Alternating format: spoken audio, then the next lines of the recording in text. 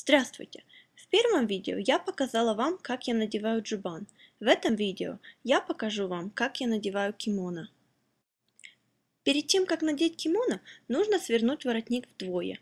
Есть некоторые кимоно, в которых воротники уже свернуты вдвое и даже зашиты, но у большинства из них воротники оставлены в полную ширину. На некоторых воротниках есть одна кнопка, но на винтажных кимоно в основном бывают две ниточки, которые надо стянуть. Моя ниточка порвалась, поэтому я просто сворачиваю воротник вдвое.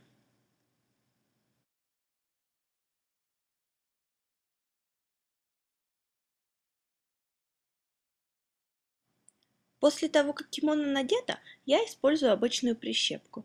Прищепка помогает удерживать воротник на месте.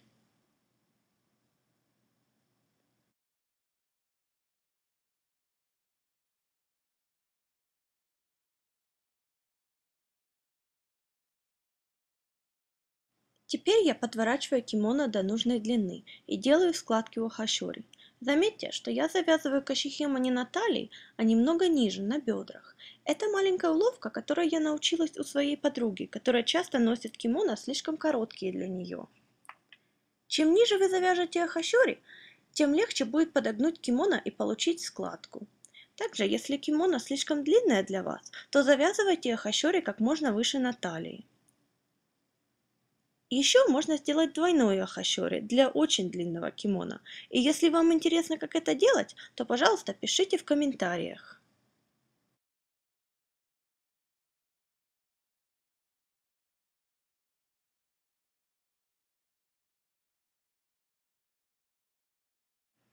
Если ваш воротник развернулся, то просто подверните его назад.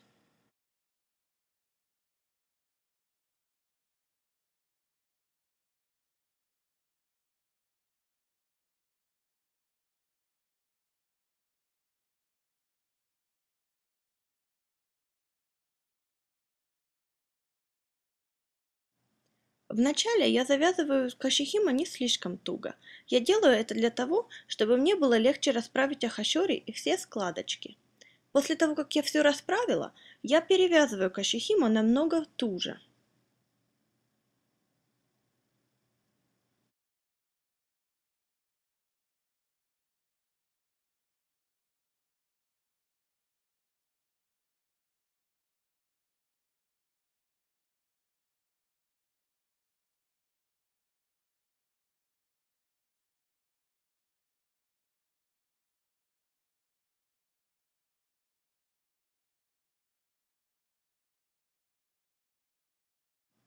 У меня получилось неплохое хачёри, но оно все равно слишком объемное и выпуклое. В нем слишком много слоев ткани, и если убрать один из этих слоев, тогда хачёри получится ровненьким и плоским. Я подгибаю правую сторону кимоно в своеобразный треугольник. В принципе, не важно, как аккуратно подогнута правая сторона. Главное, что нужно убрать лишний слой ткани с левой стороны кимоно.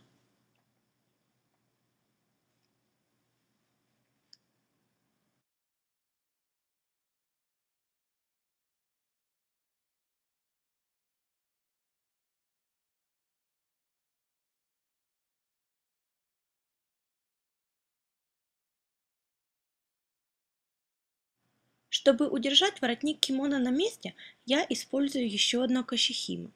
Можно вместо кашихима использовать пояс карин, но я все же предпочитаю широкое кашихима. Если вы смотрели мое видео по одеванию джубана, ссылка ниже, то видели, как я пропускаю один конец кашихима через левое отверстие под рукавом.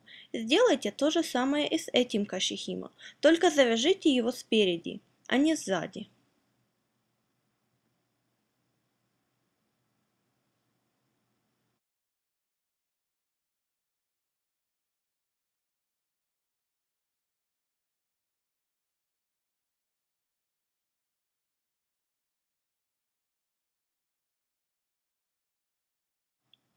Тут я в последний раз подправляю подогнутую правую сторону кимоно. Очень помогает спрятать слой ткани под кашихима, который спрятан под кимоно. Я это делаю на ощупь.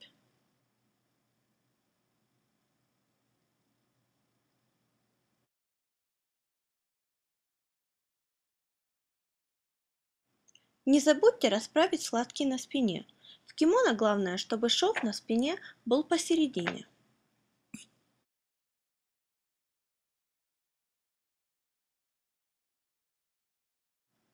Не волнуйтесь, если хачёри с правой стороны выглядит страшновато. Большая часть складки будет спрятана под оби, а то, что не будет спрятано, можно аккуратно подтянуть назад под рукав и к спине.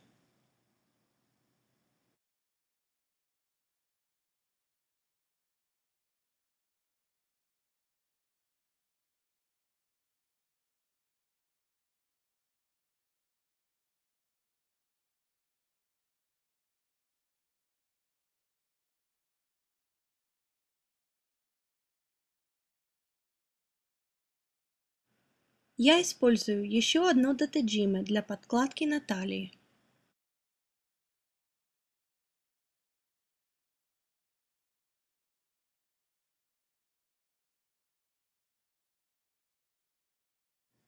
Если остаются какие-то складки, то я подтягиваю их в сторону рукавов. Я проверяю свой воротник в последний раз, но пока что не снимаю прищепку. После этого кимоно надето. В следующем видео я покажу вам, как я завязываю таико мусуби. Mittens и я благодарим вас за внимание. Меня можно найти на www.strawberrykimono.com.